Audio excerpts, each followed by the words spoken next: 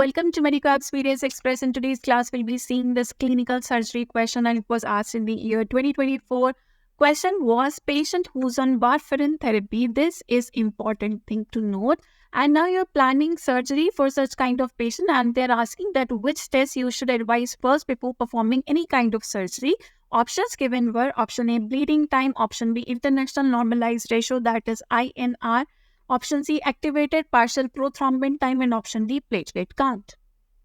Hello everyone. So are you a NEET MDS aspirant and you are struggling to find all previous year authentic question? What if I tell you that you will get everything in just one book? My book is out on Amazon and Flipkart. Just check the video for description. It contains all the solutions along with the reason to rule out for your convenience. Get your hands on it today itself and take a significant step towards your success. Now, always keep in mind that whenever you are going to perform any surgery in patients taking warfarin, you should have known the coagulation status or coagulation profile of the patient before performing any surgery. Because this warfarin, it acts on the vitamin K dependent clotting factors. So you need to have the test that is very critical in such kind of patient, that is your international normalized ratio.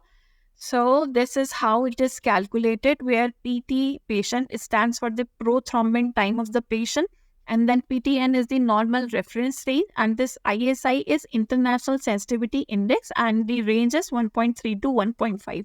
Now range for INR varies among different drugs, but the normal range which is considered is 2 to 3. Okay. So this could even vary with the patients. So there is proper one chart. You need to refer to that chart. The normal range for if you want to see any patient and you want to see the INR ratio before their surgery, then the normal range should be between 2 to 3, right? Then coming on to the next things, bleeding time. So bleeding time, it is just assessing the platelet function. So basically it does not, you can say, done in the cases of warfarin therapy. You can advise, but it has as such no importance as compared to the INR ratio. Then APPT. This test measures the efficiency of the intrinsic and the common coagulation pathway, but it is not important to monitor drugs like warfarin. Then again, platelet count. It is crucial for checking the platelet count before surgery to ensure they aren't having any coagulopathies. For that purpose, you can go ahead, but when warfarin is mentioned here, you need to go ahead with the INR test. I hope you got this concept now. Thank you.